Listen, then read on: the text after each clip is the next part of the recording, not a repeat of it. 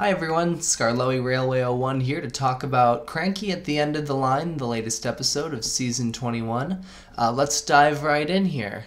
So I really like this episode. It's a story we've seen before, but it's gives it kind of a new spin with Cranky being in the hot seat here, you know, an engine being afraid of being replaced. We saw this in Away from the Sea, we've seen this with Edward, and so on.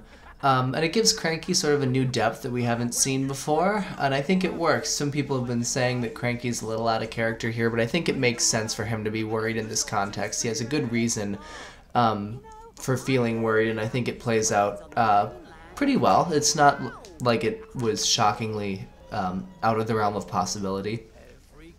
I love how Salty teases Cranky because he totally deserves it, and it's nice to see he kind of gives him, you know, what's coming to him with that and has a good time.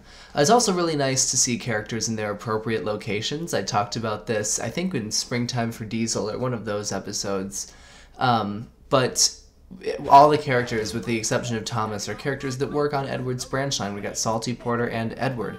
And that makes Brendam Docks, for the first time, really feel like it is a part of Edward's branch line, not just some like Tidmouth Harbor more would be from the Railway series. The one thing I would say that I maybe would change is I would swap out Thomas with maybe Donald and Douglas, or have Bill and Ben teasing Cranky and have Salty and Porter have Thomas's role, if that makes sense. That way we keep it a little more in the Brendam branch family, if you follow me there. I really liked Cranky's existential dream scene. It was kind of weird. It was a short little scene, but I think it was pretty cool. It was very odd though. And I like Carly's design. I think the livery might be too bright, but I think it's realistic for a new crane to be bright like that. You know, there's yellow cranes in real life, and we've had yellow cranes on Sodor before, so I'm maybe even the minority here, but I don't mind her design.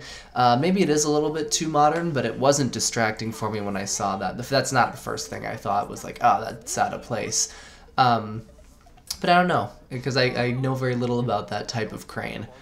Now the not-so-good stuff. The Edward can't hear bit got old really quickly, and it didn't land for me. Also, the Eye of the Tiger thing, I said a few episodes ago, that's gonna die a hard and painful death, and it is very close. This one, they used it a little bit differently, so it was okay, but it's seriously, they're really pushing it with that bit. And like I said before, let's replace Thomas's role with Edward or one of the twins. I mean, he really didn't add anything here. His lines could have been said by anyone, and how cool would it have been to have Edward do his bit instead? Keep it all in the Brendam family, like I said. Overall, pretty good episode. I'm going to reserve judgment on Carly's character for my review of the next episode, since she doesn't get a whole lot to do here. But overall, like I said, I thought this episode worked very well. I'm going to give it a 7 out of 10. So that's all for Cranky at the End of the Line. Thanks for watching, and tune in for more. Thanks.